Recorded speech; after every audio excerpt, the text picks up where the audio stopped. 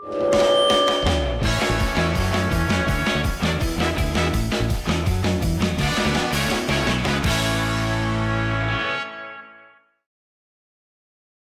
transmitir. Bom dia, tarde, noite, madrugada, pessoal, a depender do horário que você estiver assistindo. Selmocast aqui hoje com Luiz Galeazzo, não é isso? Que se denomina Oi Luiz. Você botou Oi Luiz porque a Claro estava pagando pouco? Como é que foi isso? Não, na verdade, acho que nem tinha Oi nessa... Não, já tinha Oi, já tinha, assim. Mas eu nem me liguei. Na verdade, em 2001, mais ou menos, quando apareceram aqueles e-mails grátis, né, foi uma novidade, né? Que antes e-mail tinha que ser por alguém que pagava um provedor, né? Tipo o UOL e tal. Eu me lembro que, sei lá, em 99 ou 2000 apareceu do IG, né? O e-mail do IG, e um pouquinho depois eu fiquei sabendo do Hotmail, né? Tinha outros, né? Tipo Hotbot, algumas coisas assim. E eu me lembro que eu criei um e-mail para o Hotmail, né? Falei, puta, eu preciso criar um e-mail para o Hotmail, que era o mais usado, né, tal. Eu não conseguia pensar no nome. Assim, falar, se eu colocar meu nome normal, é muito careta, né? Porque na época era isso também, né? O pessoal colocava apelido, né? Colocava um monte de coisa. Inventava pra caramba. Porque você usava mais esses e-mails para você se comunicar com os seus amigos, ou então para você, tipo, sei lá, se cadastrar em sites de música, de notícias, de coisas assim, né? Então, de cinema, né? No meu caso, música e cinema. E aí eu, puta, não sabia o que falar. Coloca Oi Luiz, vai, que é mais fácil. Porque por mim eu colocaria Luiz, né? Mas Luiz já tinha. Então eu falei, vou colocar Oi Luiz, que fica mais fácil, né? Da pessoa ver e tal. E ficou. Aí em 2009, uma amiga minha me encheu o saco para eu entrar no Twitter, né? Ela vivia falando para eu entrar e eu ignorava, deixava para depois.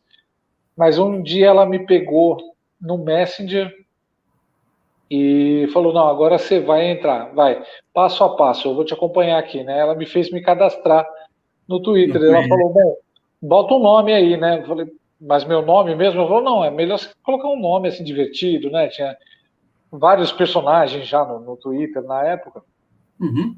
E aí eu não conseguia pensar em nada, e o tempo, né? Eu tinha que fazer a conta na hora. Aí eu botei Oi Luiz, né? Falei, lembrei do meu e-mail, né? Falei, vou botar o mesmo nome que o e-mail, depois eu mudo. Depois eu penso melhor e mudo. Aí eu botei o Luiz e ficou até hoje.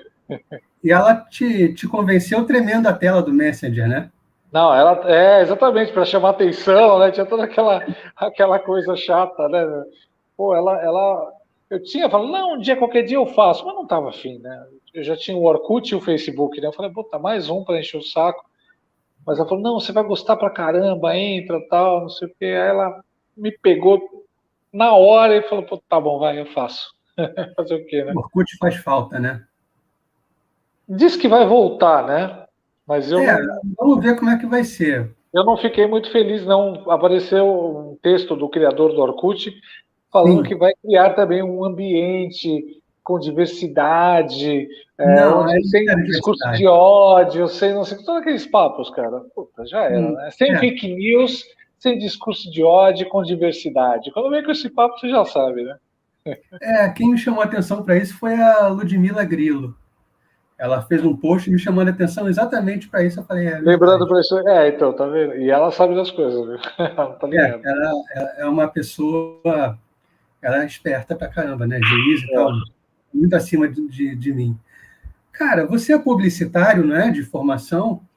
Sou. Tenta me explicar uma coisa. Há um tempo atrás apareceu uma marca de cerveja, agora eu não vou lembrar qual, senão eu falaria, dizendo a gente não vai mais objetificar a mulher. E aí está lá a mulher não mais objetificada. Por que está se adotando isso e por que não tem mais o caranguejo balançando a bunda na estrada como tinha antes? Pois é, né? Eu acho assim, a publicidade, ela tenta se enturmar, né? Ela tenta ser o que tiver rolando, ela vai atrás para tentar ganhar pontos com o público, né? Só que o pessoal que está na publicidade hoje, tanto os profissionais quanto o pessoal que está nos departamentos de marketing das empresas, eles acham que o mundo hoje se resume a gente lacradora, só politicamente correto, etc. Eles acreditam que esse é o jeito de se enturmar, né, de ficar com a imagem boa da empresa. Eles falam assim, eles perceberam que as redes sociais é aquela história, né? Antes a publicidade era um monólogo, a marca falava para as pessoas, né? Você assistia o que a marca estava falando e a única coisa que você podia fazer era decidir comprar ou não o produto. Só que com as redes sociais deixou de ser um monólogo e passou a ser um diálogo. Então, Peraí, só um minutinho. Acho melhor não deixar ele entrar, senão ele vai ficar louco. O Stark subiu aqui. Eu acho que não é uma boa ideia. Ele está vindo para cá. O Stark, pela câmera, eu não tenho medo, não. Pela câmera ele é mais sossegado. Né? Ele chegou aqui, mas ele está interessado num pratinho de brusqueta que tem aqui. Bom, ele tá descendo agora. Melhor. Então, então as empresas e as agências, elas se convenceram de que para elas ficarem com a imagem legal nas redes sociais, elas têm que ceder a essas pessoas que são as mais barulhentas nas redes sociais, né?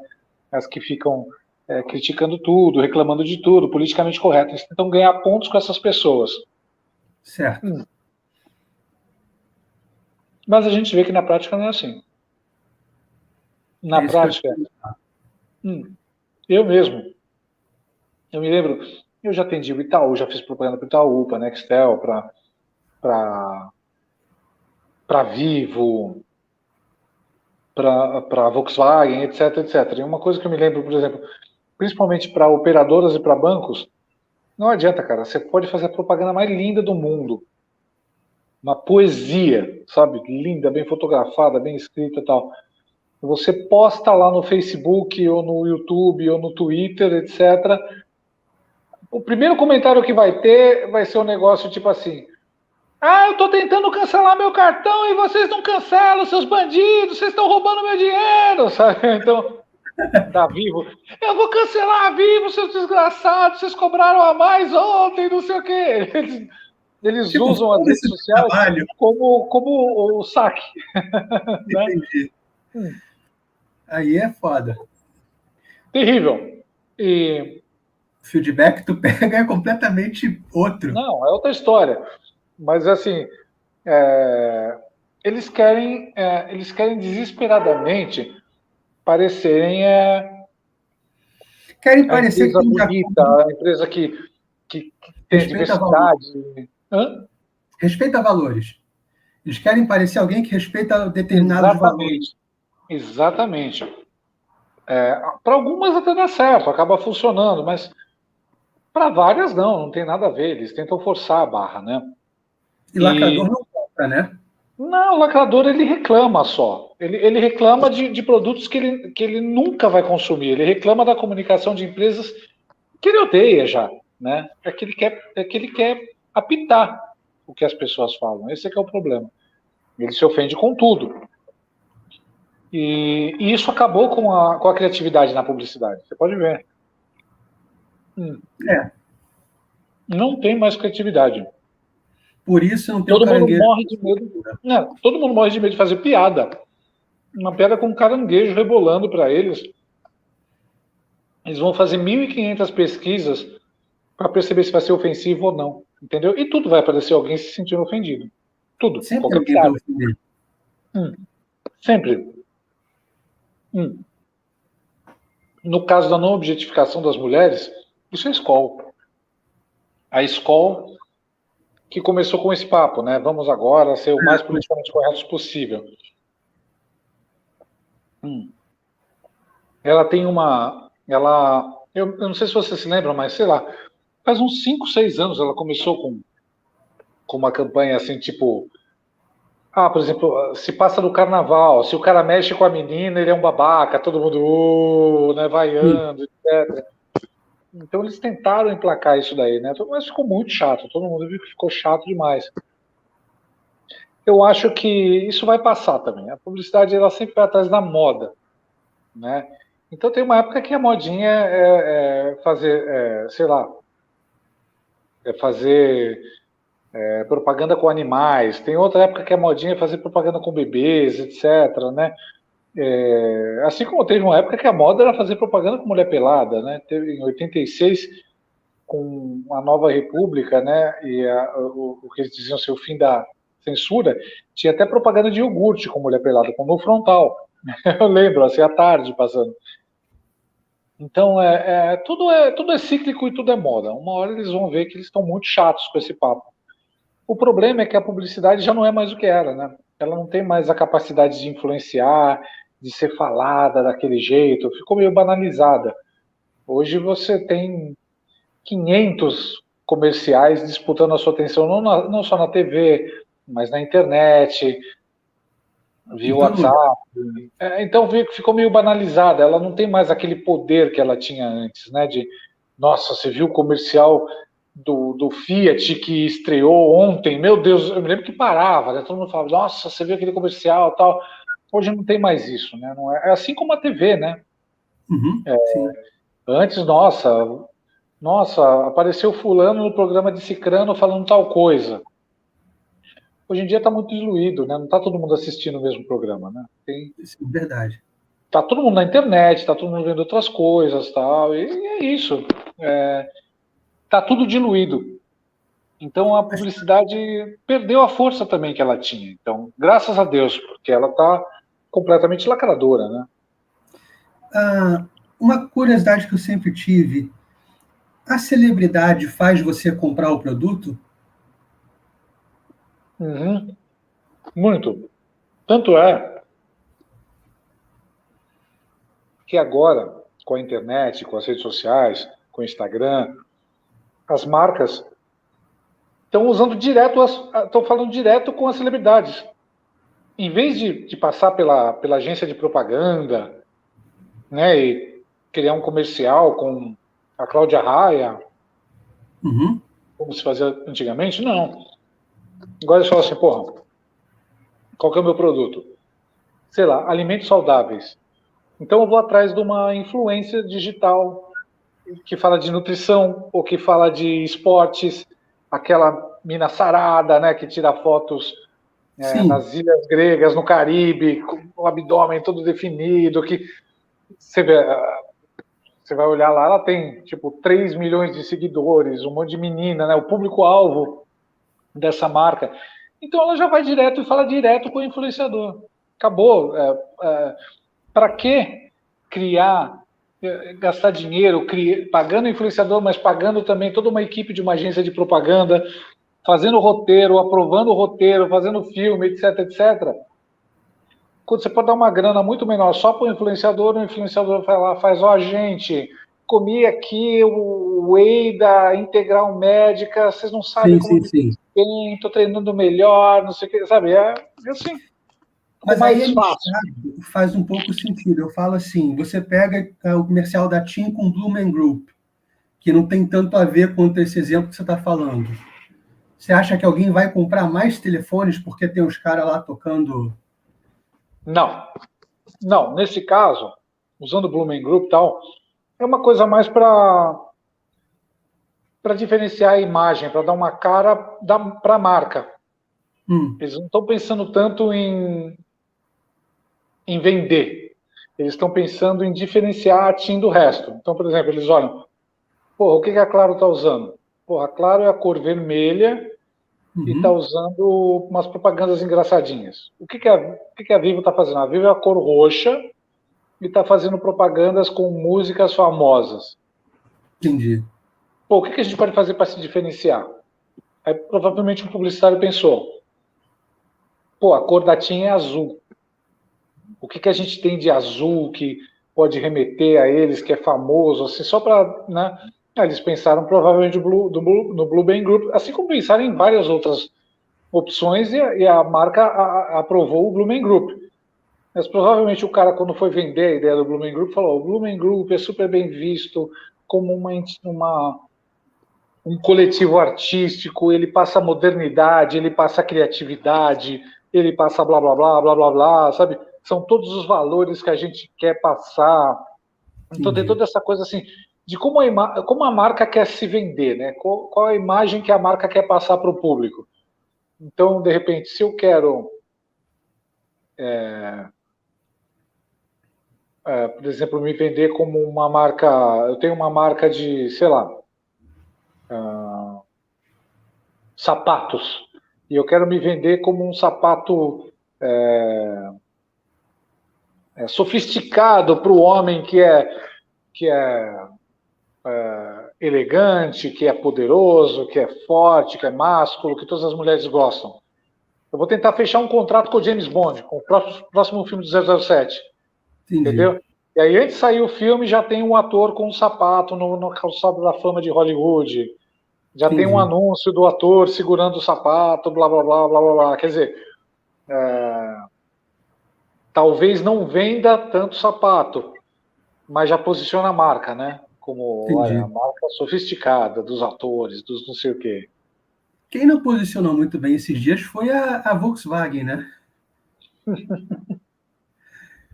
Existe isso de, eu vou fazer a propaganda para gerar ódio contra mim, para gerar reclamação, e isso vai me jogar lá no topo de assuntos Eu comentados. acho que não da marca, mas dos publicitários. Eles falam assim, não, vamos criar uma polêmica, né?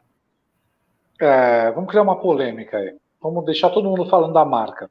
Só que geralmente isso é bom para quem? É bom para o publicitário. Não para a marca. Daqui a 3 anos, quando ele estiver procurando emprego numa outra agência, ele fala, eu fiz a campanha do Polo. Caralho, porra, eu vi, meu. E do caralho, eu lutei pela igualdade, pela diversidade, eu fui ousado. Primeira marca a mostrar 2 homens namorando num carro. Nossa, e todo mundo, tal. Agora, na prática, você vê que muita gente botou o carro para vender, né? Muita gente falou, não vou comprar esse carro. Por quê? Porque você está fechando muito o escopo. Você está um Polo... Nichando um produto que não era para ser nichado, né? O Polo ele é um carro que tem um certo público-alvo. Que eu não sei te dizer qual é, mas eu tenho certeza que não sejam só os gays. Uhum.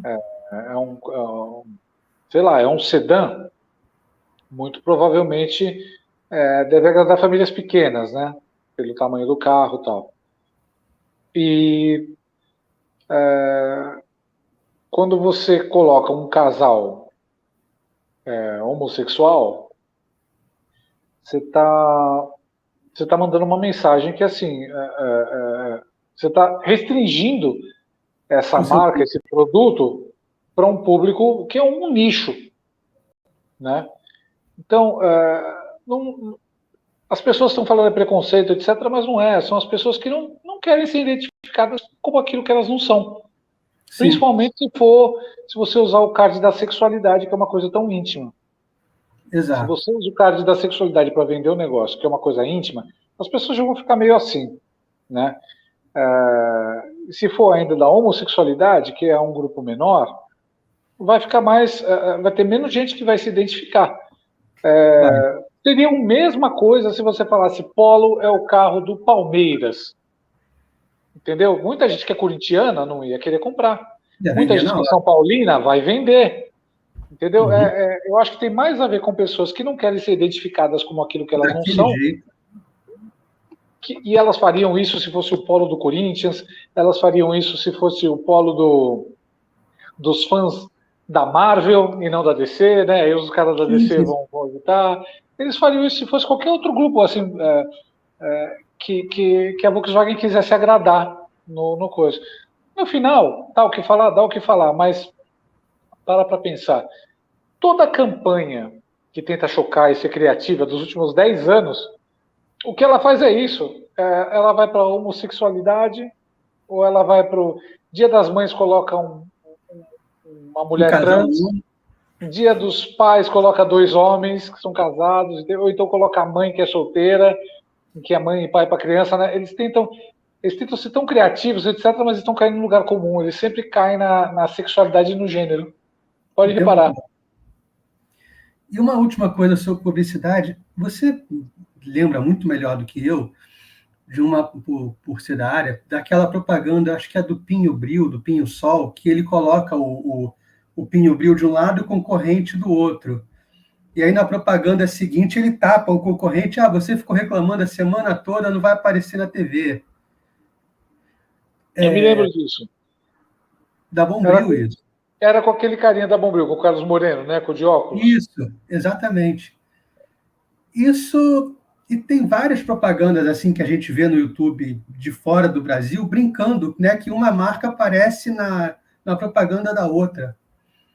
Isso no Brasil é raro por questão legal, ou acho que as pessoas preferem não fazer? É mais a cultura.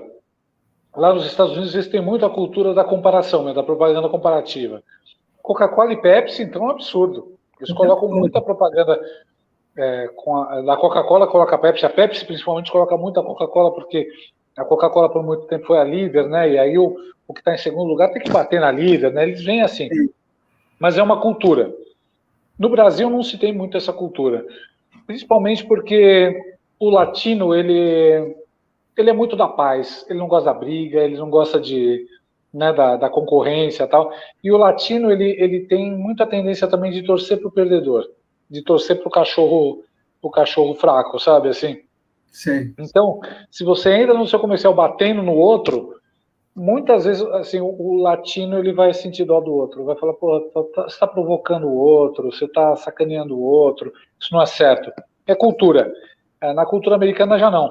Os caras adoram esse tipo de briga, a batalha da publicidade, né?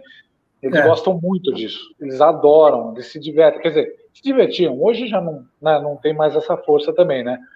Mas eles adoram essa coisa comparativa. Mas é uma coisa mesmo de cultura. Aqui no Brasil, você pode ver, faz, sei lá, uns 5, 6 anos, a Hyundai estava fazendo uns comerciais comparando. Eles fizeram até um filme que tinha engenheiro alemão bravo porque estava chegando um novo carro da Hyundai, né? Aí engenheiro americano, engenheiro japonês, né? Representando, né? A Volkswagen, a Ford, a Honda, tal, todos bravos, né? Por causa do novo carro da Hyundai que estava saindo.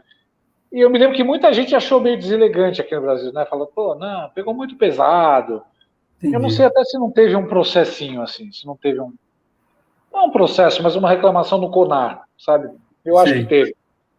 O CONAR não tem poder de tirar uma propaganda do ar, de falar decisório, do tipo, essa propaganda tira, não gosto, não é boa. Ele só aconselha. Ele só aconselha, mas geralmente obedecem. Porque é um órgão muito poderoso. Assim, poderoso numas, né? Assim, as agências não querem ficar mal com o CONAR. Elas querem obedecer, ninguém peita. Uhum. Mas é uma coisa meio política também. Porque o que acontece, até o comercial ser julgado, ele já está para sair do ar mesmo. Entendeu? Normalmente, assim, os caras lançam o comercial, ele está no ar de um jeito pesado nas 2 primeiras semanas, depois eles vão diminuindo as extensões nas outras semanas. E até o comercial ser julgado, etc, etc, geralmente passou mais de um mês. Até eles darem a sentença e tal. Então, acho que é uma coisa meio para inglês ver, entendeu? Entendi. O comercial já está saindo do ar mesmo, tal, aí o CONAR vai lá, não, realmente ofensivo, tira do ar. E aí os caras também tiram porque já iam tirar de qualquer jeito. Ah, entendi. Você, lá no Fitas, você falou muito da lacração nos quadrinhos, nas séries de super-heróis. Eu converso com um grupo de amigos, a gente fala assim, pô, cara, super-herói, assim, essa coisa woke, eu vejo 5 minutinhos, para mim eu vejo que é woke e meto o pé.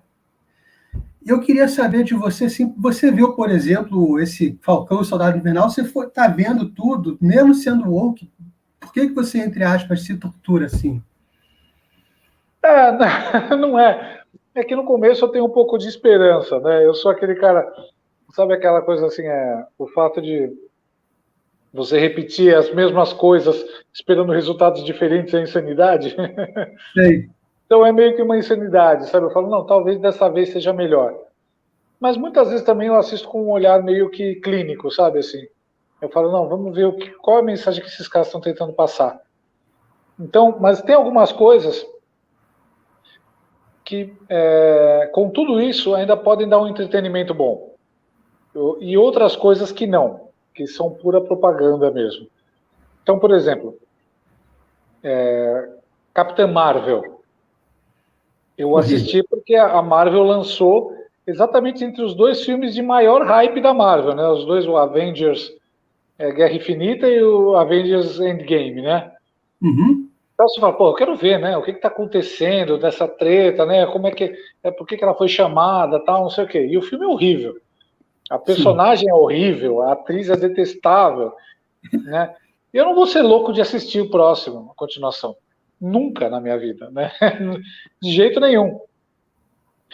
Mas, por exemplo, eu assisti o WandaVision, logo que saiu na Disney Plus, tal, não sei o que, eu falei, deixa eu ver o WandaVision. Achei muito criativo até a metade. Enquanto era aquela coisa das sitcoms, né? Aquele mistério do que está acontecendo e tal. Porra, legal isso, bem sacado, bem feito e tal. Só que quando começa a virar uma coisa Marvel mesmo normal, né? Da vilã, etc, etc, aí foi perdendo a graça. Entendi.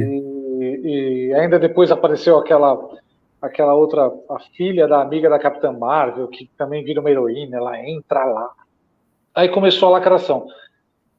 Aí eu falei, porra, realmente perdeu a graça. Aí teve o Falcão Negro e o Capitão e o Soldado Invernal. Primeiro episódio, né, porra, aquela cena de ação que abre, eu falei, fantástico. Falei, porra, parece um filme mesmo, né, tal. Só que aí, claro, foi ficando cada vez pior, né?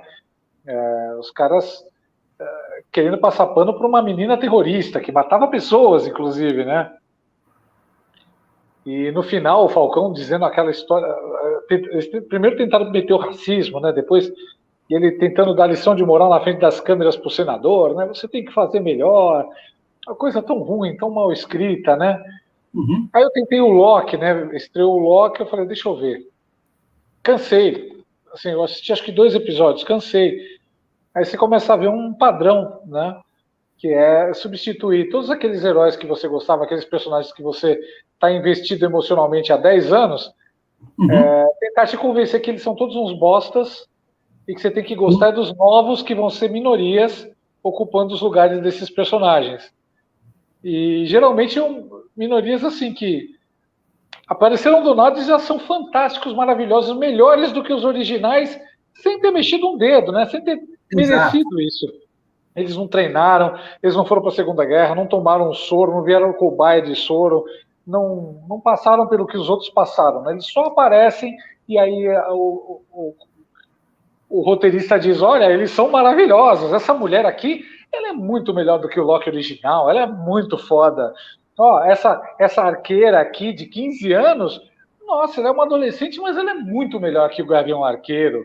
Ó, esse Entendi. cara aqui, né, o Falcão, pô, ele tem muito mais justiça social do que o Capitão América, né? Esquece o Capitão América, esse é o novo Capitão América. Então é uma forçação de barra, né? É terrível. Sim. E nos quadrinhos está assim também, né? Não, os quadrinhos já pode esquecer, isso daí, mas não é só isso, né? É em tudo. Você vê nos filmes de Hollywood, você vê no Doctor Who, né? Você vê nessa nova série do Senhor dos Anéis que vai estrear, né? O que a gente tem é um monte de ativista que mal sabe escrever uma história, mas que olha para o passado, né? Para os personagens que foram criados, para todo o material que foi escrito por gênios, né? Tipo o Stan Lee na Marvel, tipo o Tolkien, né? Uhum. E tudo que eles conseguem enxergar é racismo, sexismo, porque só tem homem hétero, branco, porque não sei o quê, né? Eles só conseguem enxergar o mundo por esse viés. Exato.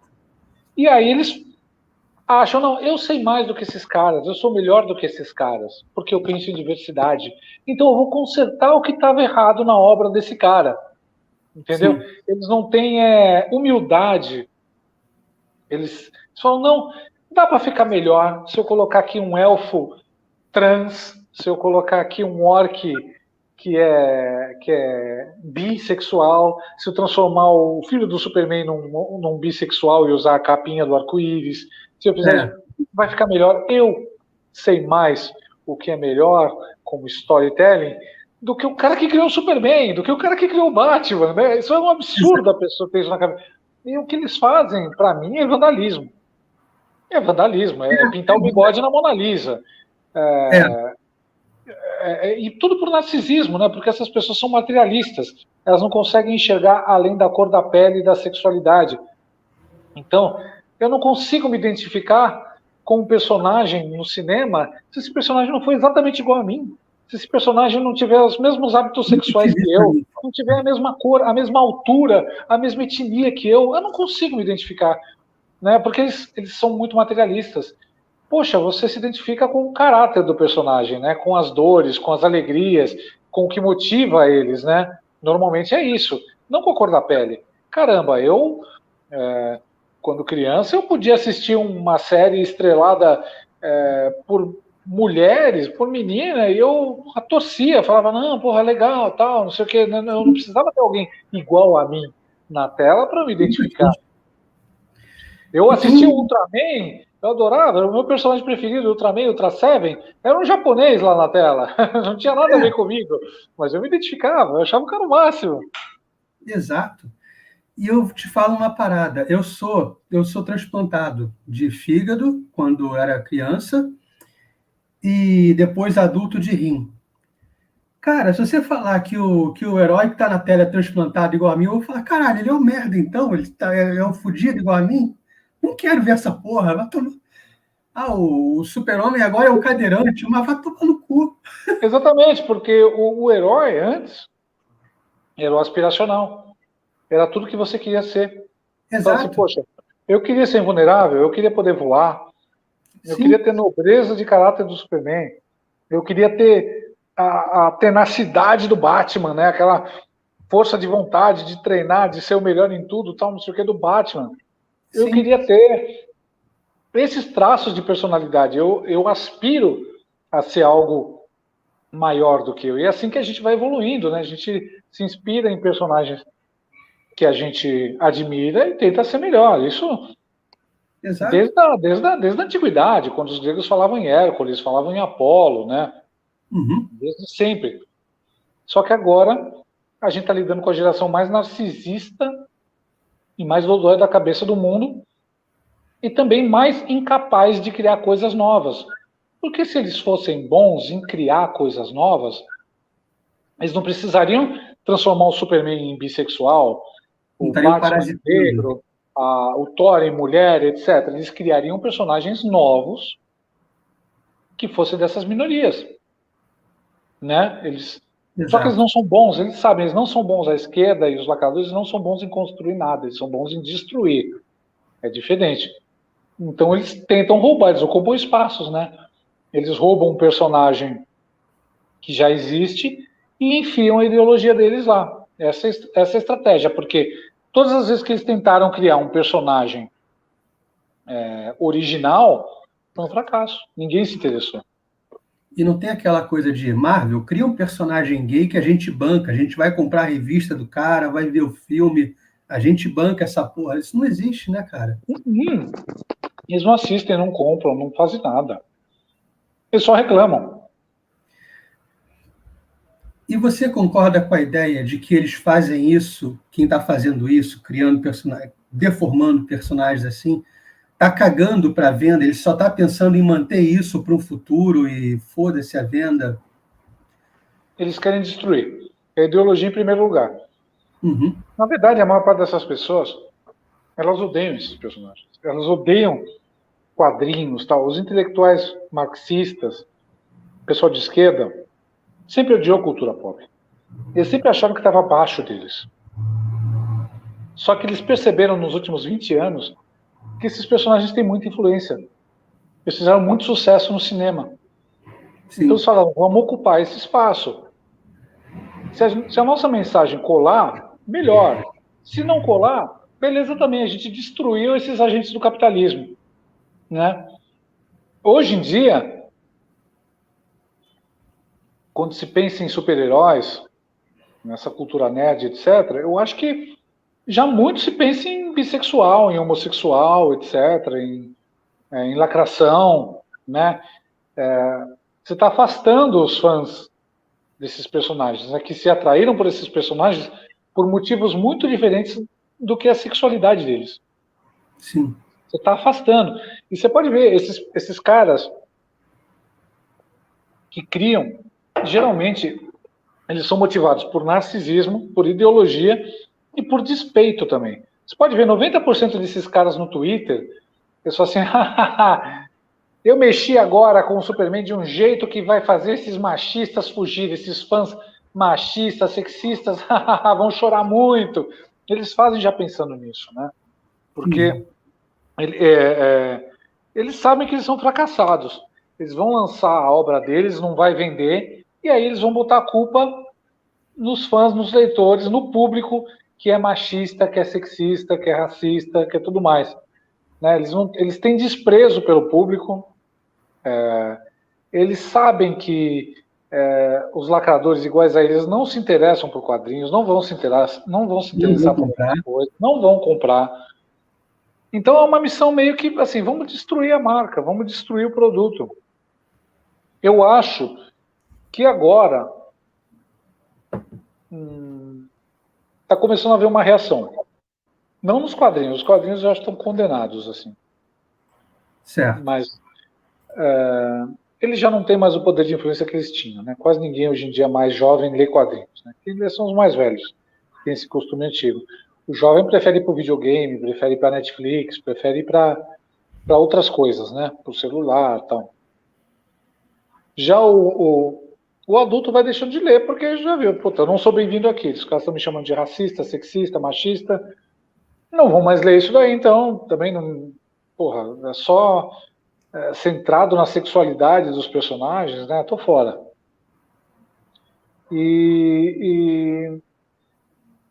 Mas eu vejo uma reação vindo, por exemplo, de Hollywood, porque é justamente onde a grana é mais importante, né?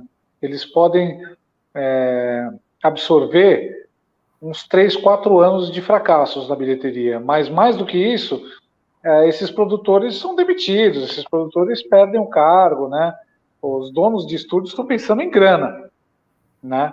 Só que eles contrataram um monte de gente infiltrada que está afim só de passar os valores, a ideologia, sem pensar em bilheteria. Aí o que acontece é que alguns desses estúdios já estão acordando para isso. A Sony, por exemplo, ela fez o Ghostbusters novo, que não tem nada de lacração. Depois de se ferrar com o Ghostbusters 2016, que era só mulheres. Sim. Né? Os caras colocaram 4 mulheres sem graças para substituir 4 gênios da comédia dos anos 80. O filme não tem graça, o filme é chato, o filme é horrível, é muito, como é que se diz, panfletário mesmo. E não fez sucesso. E os fãs odiaram. Aí a Sony falou, porra, deixa eu pegar aqui o filho do diretor do filme original dos anos 80 e colocar ele para dirigir. Vamos fazer algo que agrade aos fãs. E deu super certo. Foi bem visto, foi bem de bilheteria, em plena pandemia, né? A mesma coisa você vê com... A própria Sony também fez o Homem-Aranha, esse último, Sem Volta para Casa. Você pode ver que os filmes da Marvel de 2020 e 2021 foram a Viúva Negra, o Shang-Chi, né, do Mestre do Kung Fu, e os Eternos. 3 filmes que são pura lacração. Os 3 filmes são muito ruins, são pura lacração, e foram, assim, bilheterias bem fracas. Né? Nos Eternos foi um fracasso mesmo. Na Viúva Negra e no Shang-Chi foram fracos. Isso já meio que deu uma manchada na marca, né? O pessoal já tá, né? E aí o filme de dezembro, que era da Marvel, mas junto com a Sony, né? A Marvel, ela só cede o direito dos personagens e ganha, sei lá, 20% da bilheteria, enquanto a Sony, que tem a direção criativa, ela não pôs lacração nenhuma, e o filme hoje, sei lá, acho que é a 5ª ou 6ª maior bilheteria da história dos Estados Unidos, né? Então, a gente vê que o público responde, eles não querem lacração. Eles respondem quando vem um filme que é entretenimento, que é diversão à frente da lacração, né? Que é storytelling na frente da lacração. E eu acho que os estúdios estão começando a perceber isso. Eles estão começando... Você pode ver Star Wars também. Quando voltou o Star Wars, né? O que é o Star Wars? O primeiro filme, não tem o Luke, mas a gente colocou uma mulher que é melhor do que o Luke. Ela pilota o avião melhor do que o Luke. Ela, sem treinar, ela já sabe lutar com o sabre de luz melhor do que todo mundo. Ela é isso, ela é aquilo outro, né? Lembra? A Rey, né? E aí, vamos já matar o Harrison Ford, né? O Han Solo, vamos colocar ele como um pai imprestável que abandonou o filho tal, e que voltou a viver que nem um contrabandista, e vamos matar ele, beleza? Aí no segundo filme eles botam o Luke Skywalker como um ermitão, que não quer saber de mais nada, né? Tipo assim, o herói que abandonou tudo, né? Sim. E que aí ele só volta a ter um pouco de consciência por causa da Rey, da mulher. E no final também ele morre. Vamos matar o Luke também. Só que eles tentam colocar no lugar desses personagens muito ruins, né? Não tem um décimo do carisma deles, não são bem escritos, não tem nada, né? E isso a gente viu, o segundo filme, que foi o mais lacração, né? Inclusive tem uma capitã de cabelo colorido, super arrogante, assim, super infantil, bem feminista mesmo, e foi fraca a bilheteria, não é que foi fraco, né? Mas foi menos do que se esperava de um filme de Star Wars, e teve muita reclamação dos fãs. E o terceiro filme, então, foi um fiasco, né? Foi muito criticado, muito mal visto, né? Os fãs odiaram, os críticos odiaram, todo mundo odiou. Então eles estão vendo que essa lacração aí... Essa festa está acabando. Está acabando. Eu estou percebendo isso, eu estou vendo assim, Hollywood começando a acordar para isso, mas ainda não está longe de ser bom, mas está começando a acordar para isso. Talvez os próximos filmes da Marvel melhorem um pouco, eu duvido. Eu acho que essa fase ainda vai ser terrível. Mas, por exemplo, a DC já acordou para isso. Ela fez aquele Birds of Prey lá com a Arlequina, né? Um filme super feminista, né? Aquela Girl Power e tal. Foi um fracasso de bilheteria. Eles pegaram o James Gunn para fazer o Esquadrão Suicida, o segundo filme, e ele é muito bom. Não vou dizer que não tem um pouco de ideologia da esquerda, tem. O James Gunn é um cara de esquerda, ele é um anti-Trump e tal, mas ele sabe contar uma história, ele sabe não deixar isso atrapalhar, ficar em primeiro lugar, né, a lacração. Sim. Tanto é que depois ele fez um spin-off desse filme, que é o Pacificador, uma série na HBO, que é muito engraçado. É hilário. Tem lacração, tem um pouquinho, assim. Sabe assim, o pai dele é um supremacista branco, né, vira vilão, assim, e é bem aquele estereótipo, né, do redneck, que é racista, que é nazista, tal, não sei o que, não sei o que lá. Tem uma hora, assim, que, tipo, algum personagem fala, esse politicamente correto, tá ferrando com a gente, tal, não sei o que, não sei o que lá, e o pacificador fala, vai, que sacrifício é esse? Eles só querem que você mude uma palavra, troque uma palavra por outra, sabe, assim, você percebe que eles estão tentando enfiar um pouco da ideologia, mas assim, não chega a atrapalhar a história. Dá para se assistir, dá para se rir muito, porque é muito bem escrito, muito engraçado. Então eu estou vendo assim, em alguns lugares, aos poucos, timidamente, os caras tirarem essa lacração. Esses dias, a Netflix ela lançou um memorando para todos os funcionários. Então, porque lembra que eles esquentaram com aquele especial de humor do David, esqueci o sobrenome dele, do David Chappelle, e né, teve assim aquela passeata dos funcionários da Netflix contra, né, pedindo para tirar esse especial de humor, porque ele seria transfóbico, ele teria feito piadas transfóbicas, etc, etc.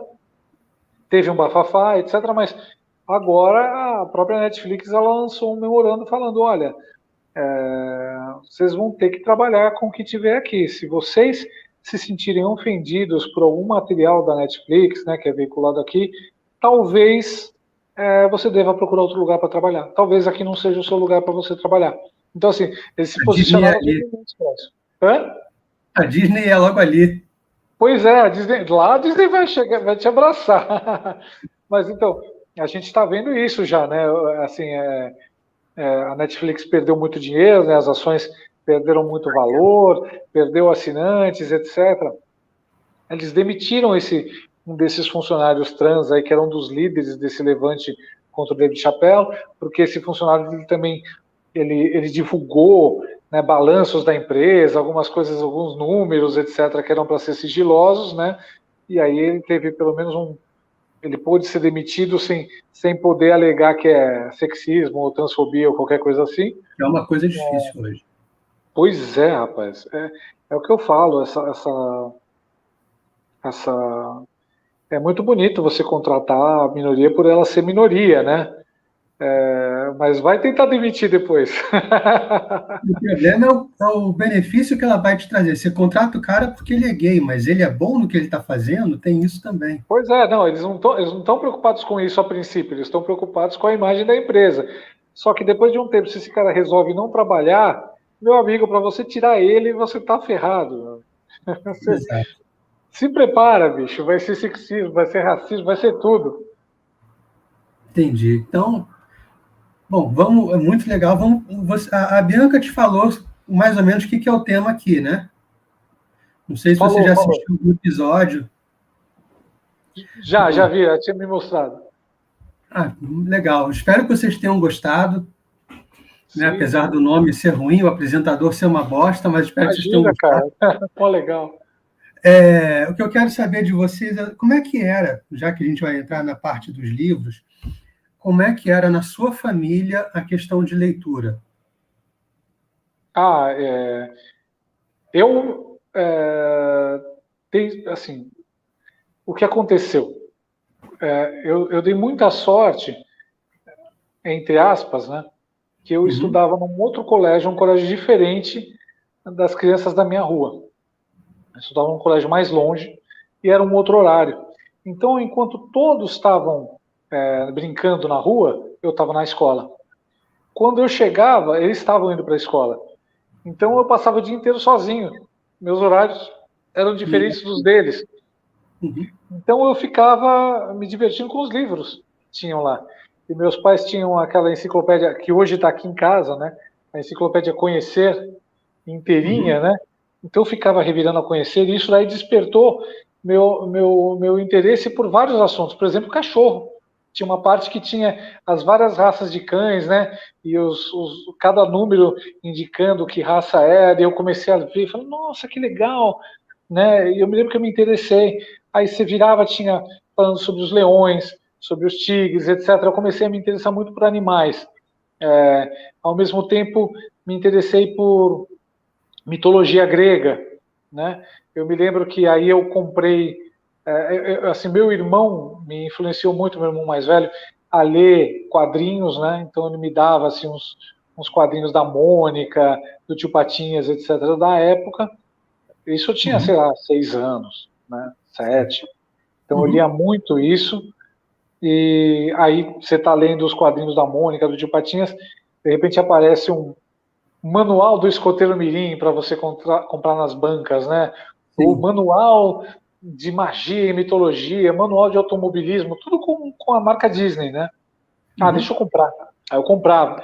Então uma coisa vai levando a outra, né? Você começa pelas histórias em quadrinhos, aí você começa a ler coisas um pouquinho mais complexas, explicando sobre mitologia, sobre carros, trânsito, sobre de tudo um pouco, né? História, né? Tinha umas histórias do Tio Patinhas que era uma aventura na história.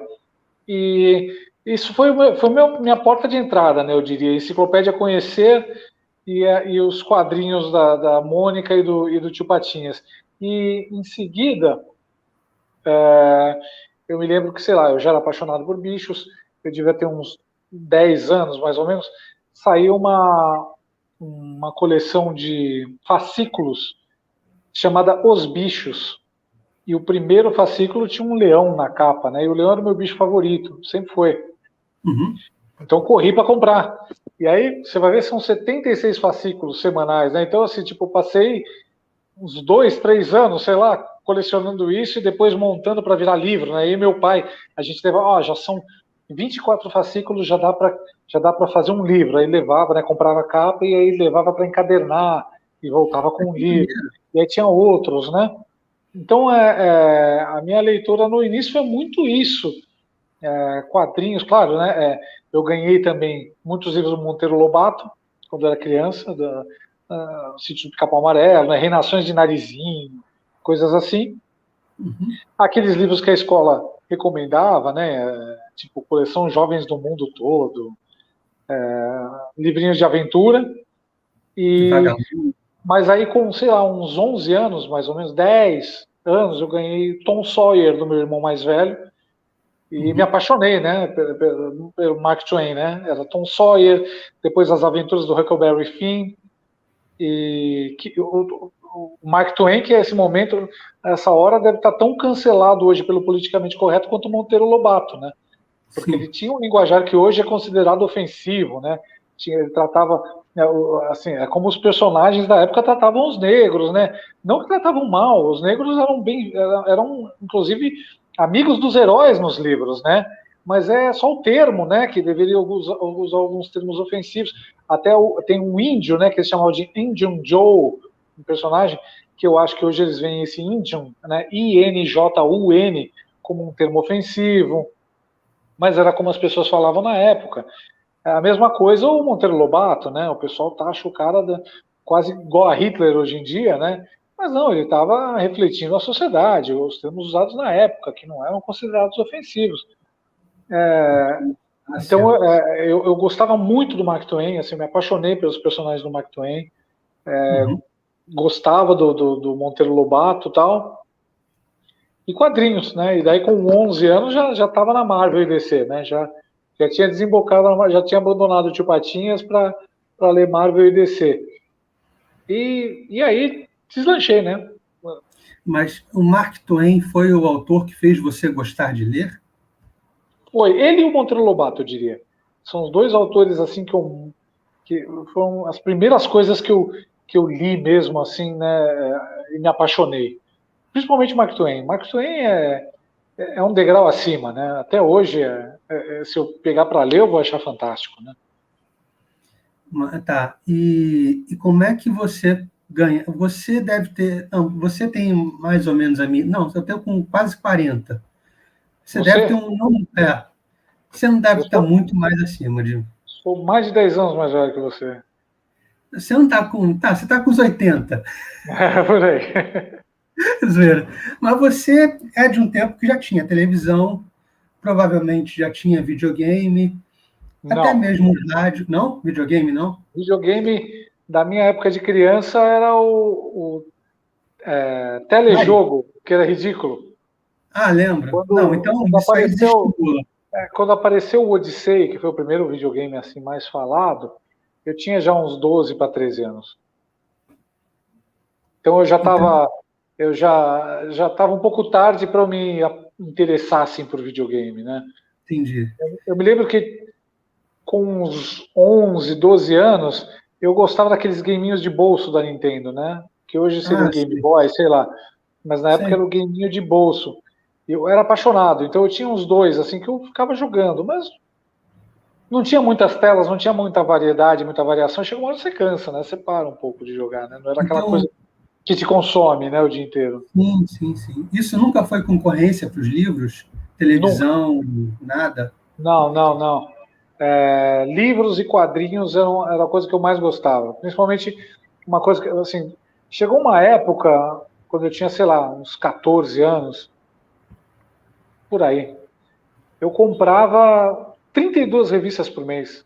Não estou brincando, eu comprava tudo da Marvel, tudo da DC, aí eu comprava uma revista chamada Metal, que era sobre heavy metal, comprava uma Roll, que era sobre bandas de rock, uma chamada Rockstars, que também era de rock, uma chamada Rock Show, que também era de rock. Comprava a Mad, né, de humor.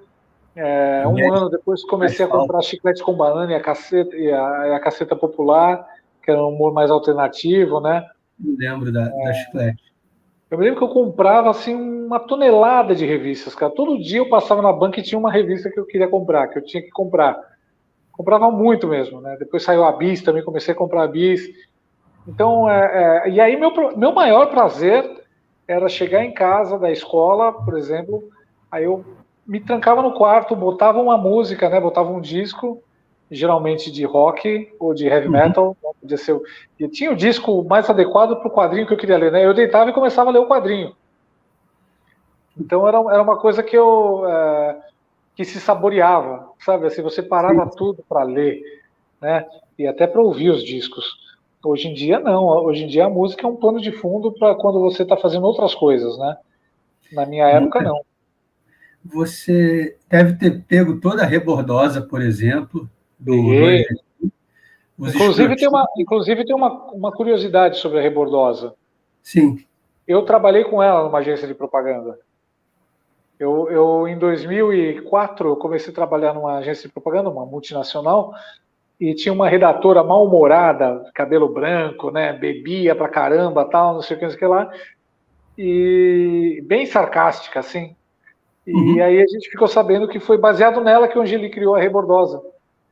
Ele era meio que amigo, companheiro de copo dela. Ele trombava ela nos bares, ficaram amigos, e aí ele criou a Rebordosa baseado nela. Não sabia disso. Só que ela é petista. Ela é super de esquerda. Hoje ela me odeia. Eu imagino que ele não tenha baseado em alguém da direita. Não tem o perfil aquele personagem. Não tem perfil. E era essa. Era super. Eu me lembro que era super mal-humorada. Tinha aquelas coisas de fim de ano, né, para votar, né, o mais bonito, o mais legal, a mais não sei o que, a mais não sei o que lá. Ela sempre ganhava da mais mal-humorada e a mais pé de cana. Caramba, isso é muito legal. E rendeu boas histórias, né? Tipo, ela na banheira com um time de futebol, outras coisas assim, é muito legal. O Angeli mandava bem pra caramba, né? O Bob Cuspe, a Rei Bordosa, os Três Amigos, né? Sim. Eu só não via graça daquele 68 lá, achava meio chato, assim, aquela coisa. Que já Não era um conheci. esquerdista, né? Eram dois revolucionários, era o 68 e o Baixinho. Era uma crítica, era uma zoeira com os petistas, com os comunistas, né? Era um cara de boina, barba e bigode, assim, que estava sempre planejando a revolução, Eu acho que acabar com o lembro. capitalismo. Lembra disso? Acho E aí que eu tinha um lembro. baixinho que vivia com ele, que era igualzinho a ele, e vivia com ele, imitando ele. Mas esse baixinho era meio gay, assim, sabe? Ele ficava meio interessado no 68, assim. Eu achava sem graça, não sei porquê, não bateu. E qual personagem você acha que você mais se identificou, mais aspirou a ser dos que você viu na literatura? Na literatura? É. Literatura contando só livros? Ou Ficção contando... livro. Eu considero mais livro, mas se você quiser falar de quadrinhos, alguma coisa assim, tranquilo.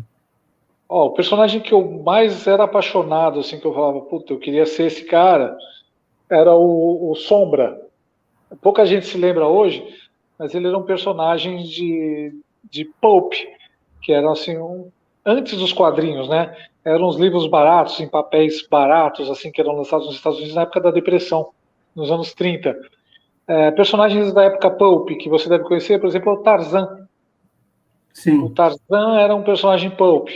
O Dick Tracy era um personagem pulp. O Doc Savage, que era considerado o Homem de Bronze, ela chama de Homem de Bronze, também era pulp. Né? Então eram os aventureiros um pouquinho antes dos quadrinhos.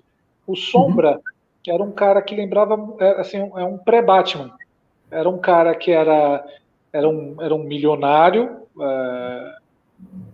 que andava, né, de smoking, né, super bem visto pela sociedade, mas que ele atuava como um combatente do crime, que era o Sombra, né, à noite ele saía, só que ele saía com um chapéu preto, assim, bem grande, um sobretudo preto, um lenço vermelho aqui, embaixo do nariz, e ele aparecia com 2 Colts 45, assim, rindo, uma risada macabra e matando os bandidos, né, ele era... assim, ele rendeu muitos livrinhos baratos baseados nele, e um programa de rádio também tinha, onde ele era interpretado pelo Orson Welles nos anos 30. O Orson Welles, antes da fama, ele fazia a voz do Sombra, o Batman foi muito influenciado por ele, Tem até uma história em quadrinhos dos anos 70 em que ele encontra o Sombra e fala isso, você foi uma inspiração para mim, né? Foi uma metalinguagem. E o personagem foi revivido nos anos 80 por um quadrinista maravilhoso chamado Howard Chaykin, que deixou ele mais moderno, né? Vivendo nos anos 80 em vez de nos anos 30. E era um personagem fantástico, muito bom. Eu li aquilo e falava, nossa, esse cara é demais. Queria ser igual a ele. O Zorro, né, mais ou menos. Oi? Ele fica entre o Batman e o Zorro. Exatamente, que ele parece um dandy, né, um playboy durante o dia, mas à noite ele é um vingador destemido. Só que ele tem um toque de maldade, que nem o Batman e nem o Zorro tinham. Por exemplo, ele salvava a vida dos caras, das pessoas, aí as pessoas agradeciam, obrigado, você salvou minha vida. Ele falou, não, agora você me deve, agora a sua vida é minha, você vai trabalhar para mim. Então ele tinha vários agentes trabalhando na cidade para ele, sabe, tratando ele como mestre, assim, morrendo de medo dele, porque ele era meio macabro, né? Então ele não era tão bonzinho, ele tinha uma missão, e ele era obcecado por essa missão. Acho que era isso que para mim deixava o personagem mais interessante, né? Ele não era aquele bonzinho convencional, ele tinha um quê de maldade nele. Eu diria que ele está mais entre o Zorro e o Drácula. Entendi. Tinha um pouco do Drácula nele. Eu não tinha ouvido ninguém. Eu já tinha ouvido falar do Sombra, mas não com tanta riqueza de detalhes. Eu sabia que ele tinha sido personagem de rádio. Acho que aqui no Brasil também foi, né? Eu acho que sim. Tem um filme dos anos 90, de 1994, com o Alec Baldwin como Sombra, mas não é bom. Eu não recomendo. Não é um filme legal, não. E a gente está falando aqui de influências que podem prejudicar um pouco a leitura das pessoas mais jovens. Você falou que não teve isso na sua infância, mas se você vier a ter um filho, um dos problemas que a gente tem hoje, por exemplo, é que a criança ela não come sem um tablet na frente hoje em dia. Verdade. E aí ela passa o dia na frente do tablet, do celular e tal. Como é que você faria para a criança se desprender disso e dar mais atenção para um livro, por exemplo? Eu acho que tudo é hábito. Eu acho que tem que começar desde cedo. Você tem que regular os horários. Na minha época tinha, né, o horário de ver TV, o horário de você ler, o horário de você praticar esporte, de você ir brincar na rua, né? E eu acho que é isso. A gente tem que colocar esses hábitos na criança, né? É obrigação dos pais criar regras para a criança para moldar o caráter dela, para moldar o que ela acha que é certo ou errado. A obrigação, não dá para você largar e delegar a educação do seu filho para o programa de TV, ou para o tablet, ou para o professor que seja, né? Você tem que estar muito presente, você tem que passar também valores, você tem que... Então, assim, o tablet, muitas vezes, ele é um alívio para os pais, porque faz a criança não pedir a atenção deles, e aí permite que os próprios pais fiquem navegando no celular também, né? Eu acho que não é assim que tem que ser. Eu acho que o tablet tem que ser usado pela criança para ela se divertir um pouquinho, para ter o lazer, etc., mas não é 24 horas por dia, não é um substituto para os pais, também não é uma babá, né? Se você deixar a criança ser educada pelo tablet, você está ferrado, você vai estar criando um monstrinho, né? Então eu acho que mas eu acho que o mais importante é primeiro você desenvolver na criança o gosto pela leitura, né? Fazer ela perceber que é uma coisa prazerosa. É um desafio maior hoje, porque tem a concorrência de muitas outras formas de mídia. Então, na minha época, era mais fácil uma criança se interessar pela leitura, porque era só o que você tinha além da TV, né? Eu ainda não tinha ainda não existia videogame, o cinema era uma coisa fácil de você ir, não tinha streaming com 200 mil opções, não tinha nem VHS ainda na época. Então era isso, ou você estava brincando com seus amigos, ou você está estudando, ou você está assistindo TV, ou você está lendo, né? Eram 4, 5 opções, basicamente, né? E como lazer, 2 ou 3. Então, eu acho que é muito importante você desenvolver esse gosto cedo na criança, né? Eu falei de Tom Sawyer, falei dos quadrinhos, etc., mas uma das minhas lembranças mais antigas é de quando eu estava com meu pai, saindo do trabalho dele, ele me levou num sábado, sei lá, no trabalho, a gente estava saindo, parei numa banca de jornais e tinha um, um quebra-cabeça de dinossauros. Eu nem sabia Sim. o que eram dinossauros, eu não sabia o que era dinossauros, pra você ver como eu era novo. E aí eu falei, eu quero isso. Aí meu pai comprou, e aí esse quebra-cabeça ele tinha algumas páginas antes que falavam sobre cada dinossauro, explicavam. Eu não sabia ler. Então meus irmãos mais velhos liam para mim, me explicavam o que era cada dinossauro. Tanto é que a primeira palavra que eu escrevi na minha vida foi tiranossauro. Não foi mamãe nem papai, foi tiranossauro. Porque eu ficava copiando desse quebra-cabeças, né? Desse livro com quebra-cabeças. Então, mas isso, poxa, mordeu, né? Me fez eu me interessar por dinossauro, por animais, por leitura, né? Começar a ler, você se esforça para aprender a ler para poder saber o que está lá. Uhum. Aí eu começava a mostrar para os meus amigos, né? Ah, eu gosto do tiranossauro. Aí o outro, eu gosto do alossauro. Ah, o triceratopo é mais forte. Será? Eu Sim. acho que o tiranossauro ganha do triceratopo. E aí virava aquela, já vira uma cultura, né? Já vira um interesse. Uhum. Você começa a pesquisar, você começa a ler, você começa a ir atrás, né? Então eu acho que é isso. Você tem que ter alguma coisa que desperte o prazer na criança, acima de tudo que ela olhe o livro não como uma obrigação, não como uma coisa chata, né? Mas como assim um mundo novo, né? Um entretenimento novo. No meu caso, eu tive sorte disso, né? Sim. Quando você é publicitário, e o publicitário ele trabalha basicamente com criatividade. Qual a influência do que você leu ao longo da sua vida no seu trabalho? Você acha que tem alguma? 100%, 100%, porque é o seu repertório, né? Um publicitário ele trabalha com a criatividade, sim, mas também com as referências dele, né? Porque a criatividade você cria combinando uma coisa com a outra, associando uma coisa com a outra, né? Então, acho que 90% do que você cria está ligado ao que você já leu, aos livros, aos personagens, à linguagem, né? Também aos filmes, né?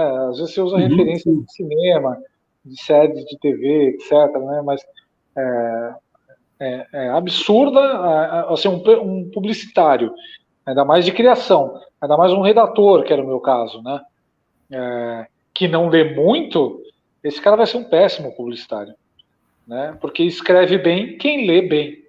Você precisa ler os melhores para você poder chegar pelo menos a 5% do que esses caras escreviam, né? É claro que como publicitário eu tô restrito por milhares de leis, né, de regras, né? Eu preciso fazer o texto dentro de 30 segundos, eu não posso usar tais palavras que são negativas, eu preciso vender o produto, eu preciso entreter o público, etc, etc, né? Mas dentro dessas linhas, né, dessas limitações, você tem algumas ferramentas, né? E as ferramentas, algumas das mais importantes, eu acho que são sim, as suas referências literárias, sempre. Será que a gente está com uma publicidade ruim por falta de bons leitores? Também por isso. Mas eu acho que hoje a criatividade não é mais o que eles mais procuram, entendeu? O que as agências mais Uhum. procuram hoje. Antigamente, o pessoal de criação, nós éramos os rockstars da agência, né? A gente era super. Nós éramos os jogadores mais caros, né? Nós éramos como os artilheiros, né? Os mais Entendi. queridos, procurados, né? A gente fazia de tudo. Hoje em dia, não. Hoje em dia, o pessoal de criação é braço, é peão. É o cara que vai sentar lá e executar. É o cara Entendi. que é o técnico que sabe construir um texto, que sabe construir uma imagem, um layout e tal, mas geralmente eles estão obedecendo duas coisas. O pessoal do planejamento, esses sim hoje são os principais das agências de propaganda, os profissionais mais valorizados. E as pesquisas. Então, como o cliente não quer errar e tem medo de ofender, e a agência também, eles se ancoram muito nas pesquisas. Entendi. Só que o problema é que assim, as pesquisas são iguais para todos os produtos concorrentes, né? Então, as campanhas acabam sendo todas iguais, porque elas querem agradar as pesquisas, não as pessoas, não ao consumidor. Elas não querem mais surpreender. Quando elas queriam surpreender e entreter, elas usavam os criadores. Como agora elas não querem surpreender, porque surpresas podem ser ofensivas, né? Eles, eles jogam by the book, eles só não vão responder o que eles querem ouvir, Entendi. né? Só que quando você responde o que o consumidor quer ouvir, você não vai surpreender ele. O consumidor vai ouvir e falar, tá bom, já ouvi isso de outras pessoas. Tá ok. E é isso que está acontecendo hoje. O Tom Sawyer é o livro que te chamou para a literatura, mas depois dele, teve algum que te marcou mais? Ah, vários. Tem um que eu sou apaixonado até hoje, que é As Cinzas de Angela.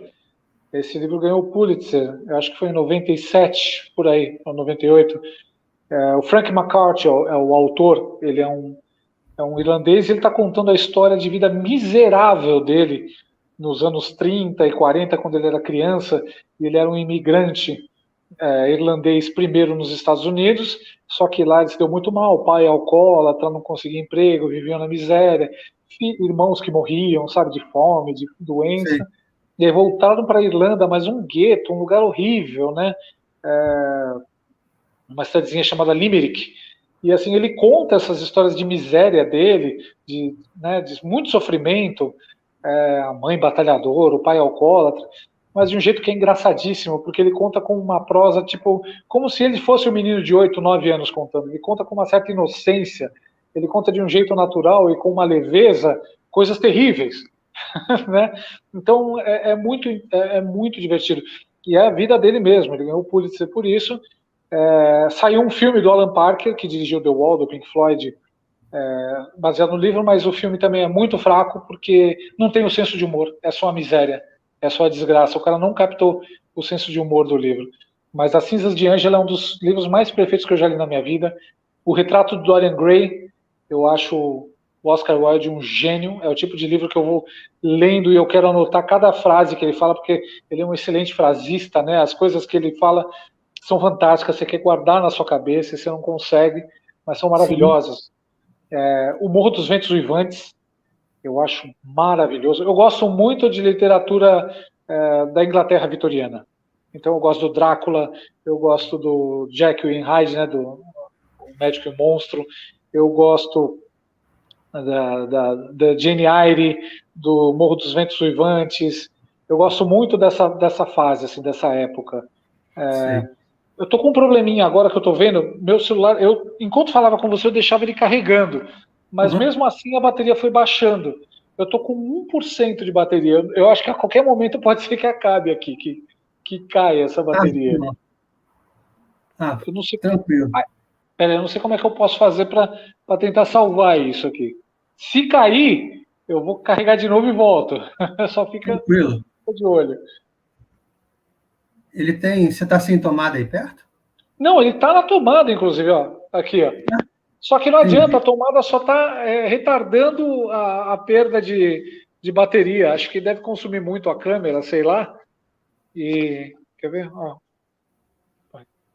tá aqui, tá vendo? Mas não adianta, ele tá com 1%. Eu coloquei, ele estava com 25%, desgraçado. Foi caindo. Caramba. Qualquer momento pode cair, mas tudo bem. Qualquer coisa eu volto, eu carrego de novo e eu volto. Tá, beleza. Mas brigadão de qualquer jeito por tudo. Imagina, imagina. Eu que agradeço. Oportunidade. Muito bom falar aqui de livros, de literatura. Leitor. Opa, peraí. Subiu para 2%. Eu não sei o que eu fiz, mas subiu para 2%. Quem Ao sabe contrário agora do começa a João subir. Dória. Tá melhor que o Dória já. Não sei o que eu fiz, mas vamos tentar manter isso. Ah, E talvez sabe o que seja. Talvez por ele estar dividindo a energia com o ring light. Eu desliguei o ring light. Vamos ver se isso está ajudando. Então. então, você O Drácula, eu tenho uma editora que está fazendo uma edição muito legal, né? Eu estou fazendo propaganda de graça, a Dark Side Books, que tem entrevista antiga, né, do Bram Stoker, Olha que maravilha! e tem texto de Sério? um descendente dele, Eu tenho 3 edições diferentes do Drácula. Vou atrás Uhum. dessa do Black Side, então. Ah, é verdade. Quando eu era adolescente, eu também lia o Entrevista com o Vampiro, todos aqueles livros da Anne Rice, né, dos vampiros, o Sei, sei, Entrevista com sei. o Vampiro Lestat, A Rainha dos Condenados. Naquela época ela só tinha lançado esses 3. E eu também adorava esses livros. Achava Hoje muito são mais bons. de 20, né? Não, virou uma indústria, né? Ela morreu recentemente, inclusive, né? Faz, sei lá, 1 ou 2 meses que ela morreu. Mas eu adorava os livros dela quando era adolescente, assim, quando eu já tinha os meus 17 anos, assim, né? Gostava demais, assim. Gostava muito do Lestat. Achava um personagem muito legal. Mas tem um livro que eu gosto muito também. 2 livros, na verdade. Um chama Grana, do Martin Amis. Ele é um escritor inglês. Grana fala sobre... Exatamente, é basicamente um publicitário Uhum. que ganhou muita grana fazendo uns filmes, assim, uns comerciais, assim, muito ligados a sexo, muito sexistas, assim, né? Mas é muito divertido. Ele entra numa encrenca, assim, que se eu falar estraga. Mas eu recomendo muito. Grana, do Martin Amis. Tem um outro livro que eu acho fantástico, Ferozes Inválidos de Volta dos Trópicos. É do Tom Robbins, é o cara que escreveu também Até as Vaqueiras Ficam Tristes. Tem um filme, né, do Gus Van Sant, baseado nesse livro. Mas já Os Ferozes Inválidos de Volta dos Trópicos é sobre um cara que é agente da CIA e ele tem uma avó que é uma velha hacker, né? Ela é hacker, ela já tem computador. E ela tem um papagaio que já tem quase 100 anos de idade, sei lá, em que o papagaio só consegue falar uma coisa: povo do mundo, relaxe. Se eu não me engano, é isso que ele fala. A única coisa que ele fala. E aí a avó dele fala, pô, ela fica sabendo que ele tem uma missão no Peru, da CIA. Aí ela fala, poxa, faz o seguinte, leva esse papagaio e solta na selva amazônica. Porque eu Uhum. tô velha e eu quero que ele viva na natureza, blá, blá, blá, blá, blá, blá. E ele, pô, você tá louca, não vou levar, não vou levar. Não, se você não levar, eu vou revelar para sua mãe e para o seu padrasto que os e-mails que você ficou mandando, dando em cima da filha do seu padrasto. Ela faz Caramba. um jogo desse, e aí ele tá bom, né? Ele vai, leva o papagaio, e aí ele dá de cara com uma tribo de índios chamado Candacandeiros. E essa tribo tem uma peculiaridade, eles não riem. Só que eles ficam encantados com o papagaio que ele está carregando. Eles não riem, Sim. eles não têm senso de humor, eles não entendem as piadas, não entendem nada, né? E aí eles ficam muito intrigados com esse papagaio que está carregando, porque a gaiola desse papagaio tem o formato de uma pirâmide. E aí eles o levam até o pajé deles, assim, um líder pajé, sei lá, um místico, né? E esse pajé tem uma cabeça em forma de pirâmide também. E aí esse cara, ele faz esse cara da CIA, o nome dele é Sweeters, né? Ele usar drogas alucinógenas, né? Tipo ayahuasca, né? Ayahuasca, qualquer coisa assim, em que ele vai ter as respostas, né? Do, do universo, né? Qualquer coisa assim, né?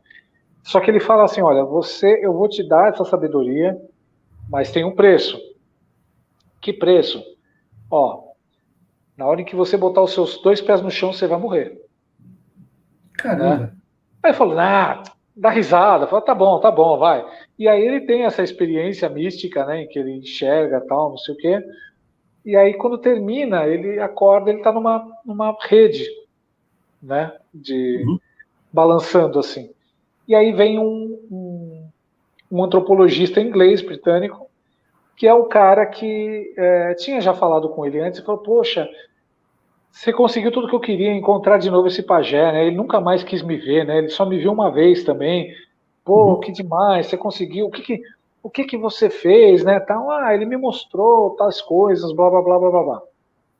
E qual foi o preço? Porque ele sempre cobra um preço, né? Ele me tacou uma maldição, que a partir do momento em que eu colocasse os 2 pés No chão. No chão eu morreria. Mas isso é piada, né? Não vai adiantar, não vai dar em nada. Aí o britânico falou, não, eu acho perigoso, porque ele fez também uma maldição para mim, né? Mas e você tá em pé no chão, né? E não morreu? Ele falou, não, mas a minha maldição era diferente, né? Qual que era a sua maldição? No momento em que um homem tocasse o meu pênis, eu iria morrer. Aí, você acredita nisso? Aí o britânico, não acredito, né? Então, vamos ver aí, né? Se funciona ou não, porque se funcionar eu não quero botar o pé no chão, né? Que eu vou morrer. Aí o britânico, né, meio sem jeito, botou o pênis para fora. Aí o Sweeters, o cara da CIA, toca o pênis dele e o cara morre. Ele morre imediatamente. Então, aí o cara da CIA fica desesperado, né, o Sweeters. E aí ele passa o resto do livro tentando buscar uma cura para essa maldição dele, porque sumiu, já sumiram os índios, né? Só que ele passa o resto do livro assim, ou numa cadeira de rodas, ou com perna de pau, sabe? Tudo para não colocar os dois pés no chão, né? Com pula-pula. E essa busca dele leva ele até uma tribo de beduínos no deserto, depois leva até um convento de freiras que está ligado com o Nu Azul do Matisse, né? A freira que serviu de modelo para o Nu Azul do Matisse. E é legal, vira uma coisa assim, uma busca muito filosófica, mas tem muito humor negro, né? Mas escrito de um jeito muito inteligente. Eu recomendo demais esse livro. Repete só o título dele. Ferozes Inválidos de Volta dos Trópicos. Eu vou procurar. É um livro muito divertido, assim. Eu dei muita risada lendo esse livro. E é muito intrigante, assim. Consegui subir para 5%. Deu certo, viu? Tá muito não tá mais dividindo aqui com o ring light, tá dando certo. Você, fora da sua profissão, como é que a literatura já te ajudou? Fora da profissão publicitário? Isso. A literatura sempre me ajudou, assim, para tudo, porque independente de ser publicitário, né, eu sempre gostei muito de escrever, né, e aquela história, né, escreve bem quem lê bem. Quem lê bem. E tanto o Twitter, né, quando eu criei um Twitter, quando eu assim, comecei a ganhar muitos seguidores e mesmo comecei a trabalhar mais com redes sociais, né? Hoje em dia a minha profissão principal é trabalhar em redes sociais, né? Eu diria. Eu acho que isso foi muito influência também de tudo que eu li, né? Foi muito. Você lê e vai se influenciando, às vezes até inconscientemente, né? Com o tom de voz do escritor, você acaba pegando alguma coisa daquele escritor que você gosta. Por exemplo, não tem como eu não gostar do Oscar Wilde, né?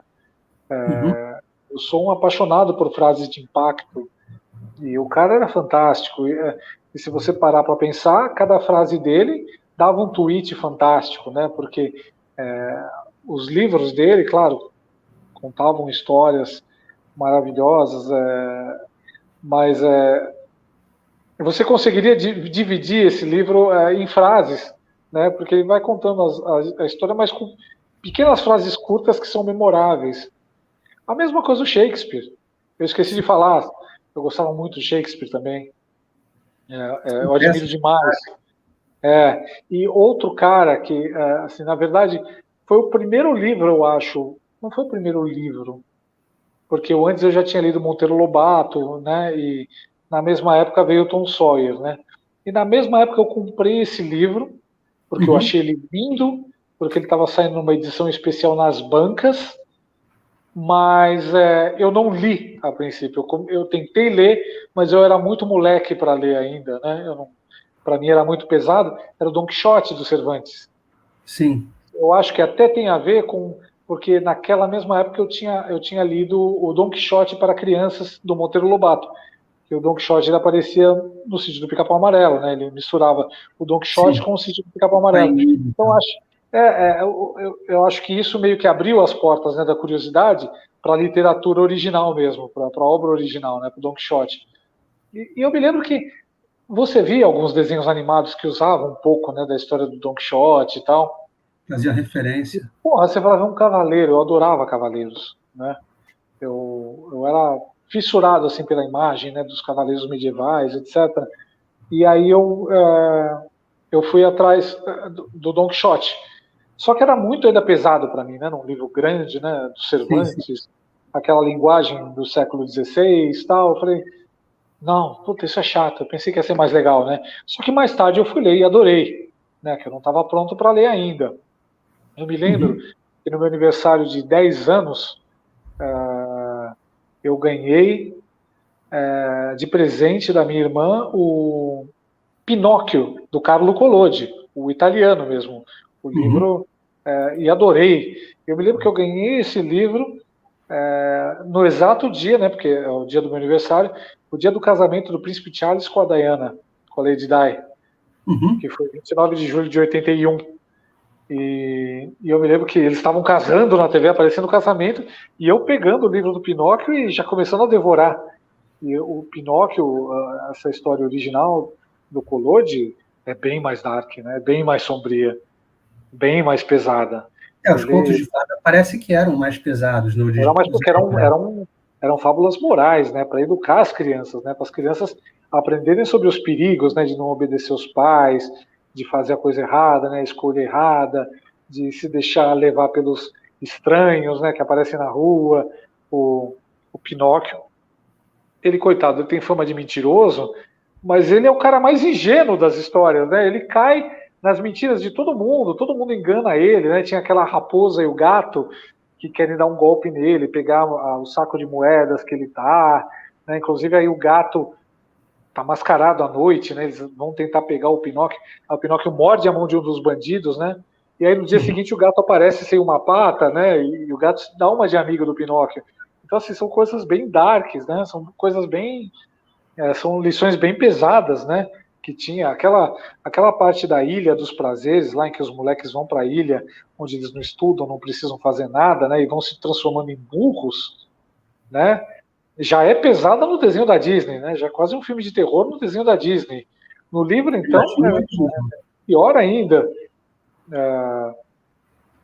Uh, Então, é verdade, teve outros livros que apareceram que agora eu estou me lembrando. Né? Estou me lembrando do Pinóquio, Uhum. estou me lembrando do Don Quixote. Um pouquinho mais adolescente, com 14, 15 anos, eu peguei para ler As Brumas de Avalon, que Sim, eu estava já muito falo. falado nos anos 80, né? Era a história da corte do ponto de vista das mulheres, né?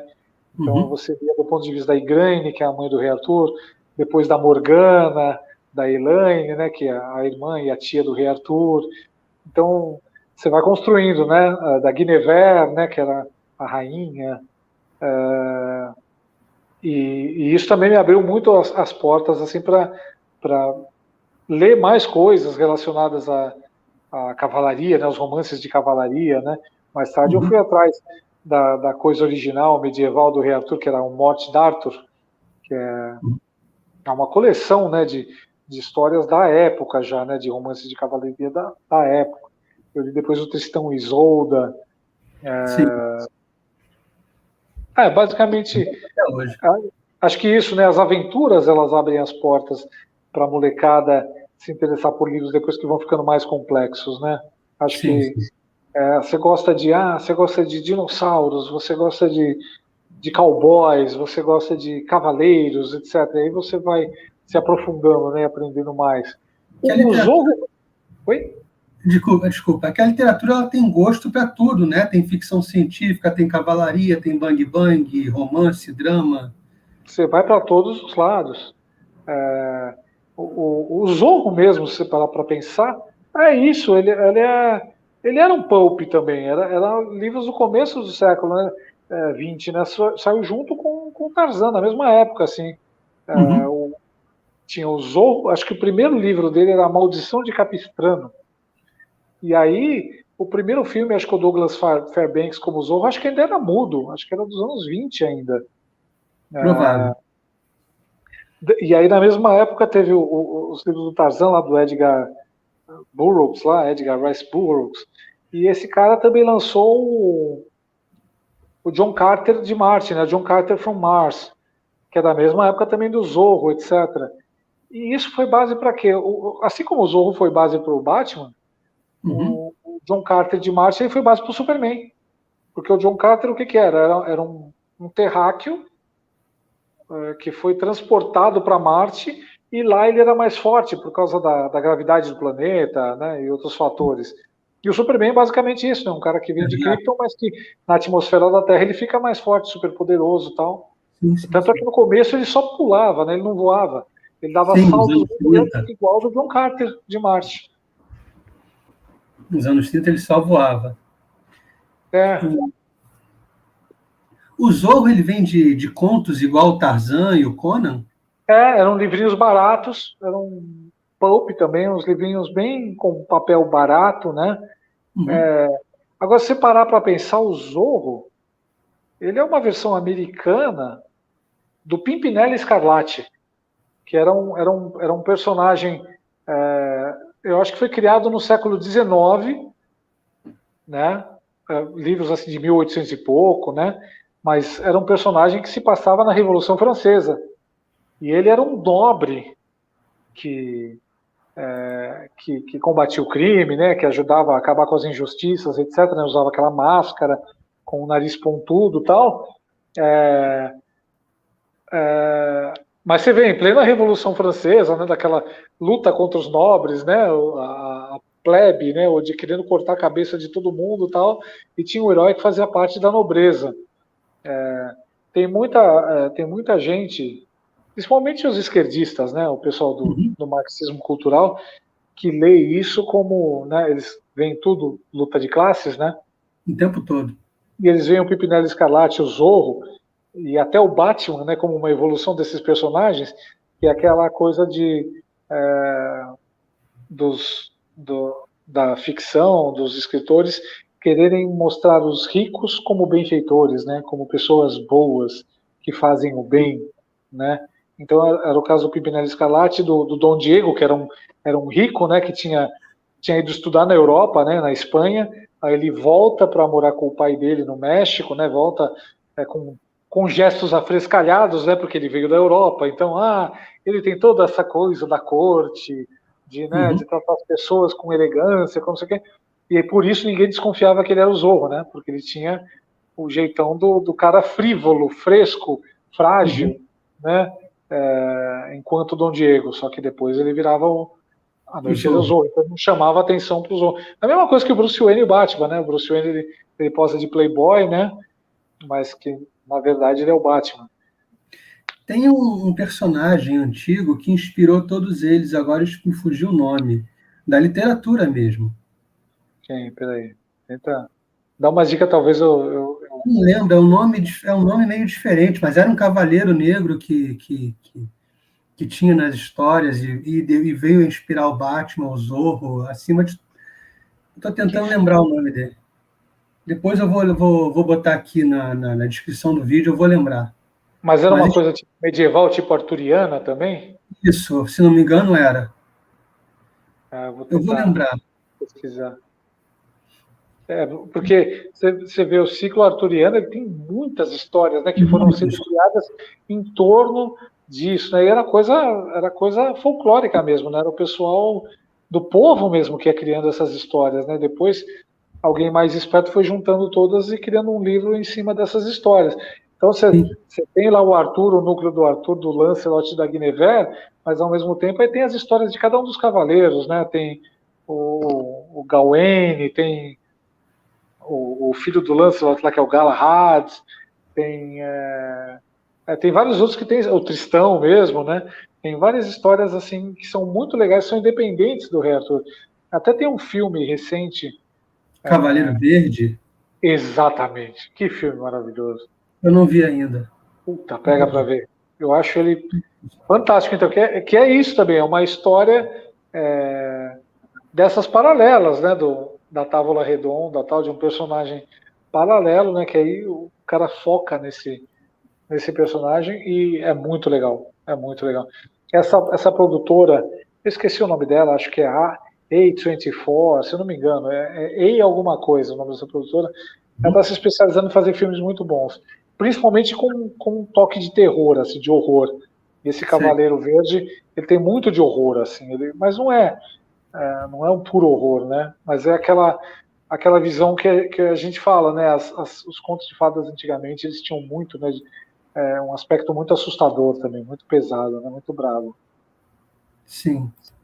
Obrigado, Luiz, pela tua participação, por tudo. Eu que agradeço. Ó, Cara, consegui chegar a obrigado. 8% aí. Cara, você já passou toda a terceira via. Já. Já Já passou passei o Ciro até. Já. O Ciro é o mais engraçado deles, né? Eu não quero falar muito de política aqui, não, mas o Ciro é engraçado. A gente Demais, vendo na cada vez ele televisão. fala uma coisa. Cada vez ele fala uma coisa, né? E você deu uma tuitada hoje de tarde, eu achei cruel pra caralho. Você falando do Pedalula, eu Nossa, falei, isso é muito cruel, cara. não, mas eu adoro zoar a Thalíria Petroni, porque ela é o pior tipo de burro. É o burro que não tem consciência que é burro, né? Porque muitos dos burros, eles sabem que são burros, né? Então eles falam, não vou me meter nisso porque eu não sei, não vou dar uma desperto, tal. Não, a Thalíria não, ela busca para ela, né? Ela fala, joga aqui que eu bato no peito, né? Aí ela fala uma besteira gostosa, né? Que você fala, puxa, que delícia. Mas eu gosto da Thalíria porque eu penso assim, se ela é deputada, eu também posso ser. Exatamente, qualquer um, bicho. É impressionante, né? Ela me dá Horrível. esperança. Não, pelo amor de Deus, eu só espero que ela não seja reeleita, porque aí vai ser um tapa na cara, né? Cara, eu acho que vai, porque ela preenche uma coisa que tem muito aqui no Rio, que é essa coisa de representatividade É, daquilo não que tem jeito. fala. O PSOL ele é mais forte que o PT, né?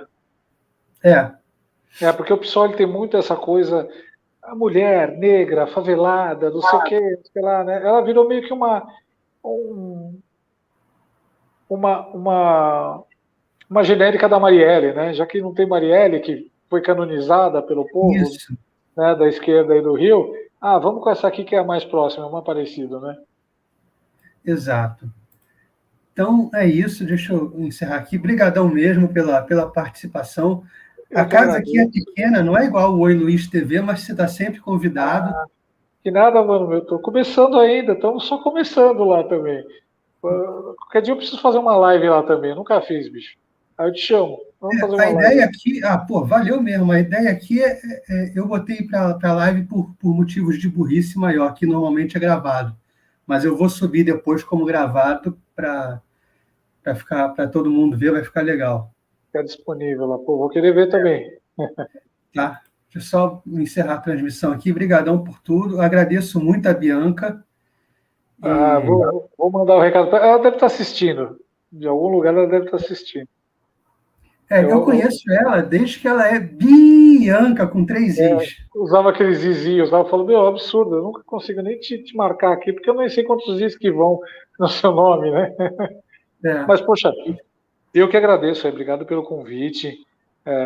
Poxa, sempre que você precisar e quiser bater um papinho a mais aí, me chama, que a gente dá um jeito, eu dou uma encaixada e a gente valeu participa mesmo, irmão. aqui. Obrigado. Queria Deixa eu... mandar um abraço também para todo mundo que está assistindo aí, obrigado por me Menos para aguentar. o Felipe Trielli. Felipe Trielli é um Menos sujeito pro do mal. Felipe, cara do mal. Não quero saber dele aqui. Eu já chamei o Felipe várias vezes, chamei o Luigi, o Carlos, eles não vêm, são os ingratos. Eu entendo, esses caras aí são uma correria desgraçada também, né? Não param, né? Eu tive na Panela, foi muito maneiro quando eu tive lá. Eles são muito Foi, legais, né? são muito legais, me trataram como família, eles, o Léo, não sei se você chegou a conhecer o Léo Trielli, irmão dele. Ele não estava no dia, mas eu tava o pai dele, É, que é o Luigi, fantástico também, gente boa maravilhoso, pra caramba, gente boa demais, né? E, e o e, Carlão. e o Carlão, o Carlão é demais. Teve um dia o dia que eu fui lá, que eu sou daqui do Rio, mas quando eu fui lá, eu passei a madrugada, eu, Carlão e o Luigi conversando a madrugada toda. Lá no estúdio, lá, vocês foram lá, foi lá para Lá no estúdio. Pinheiros. É, Muito legal lá, né? muito. Eu participei lá, depois a gente saiu, foi numa casa de comida árabe que tem logo na mesma rua, assim, né? O legal de Sei, lá sei. é isso. Tem muito restaurante e bar bacana. Você tem que voltar, bicho. Tenho. Eu quero conhecer você, quero conhecer a Bianca também. O Stark eu não Vamos preciso embora. conhecer, não. O Stark é mais perigoso. Dá para conhecer de longe. É, de longe. É. Falou. Não, Obrigadão, cara. tá convidado. A hora que você quiser, vem aí. Tá, beleza. Valeu, irmão. Obrigadão, valeu mesmo. Valeu.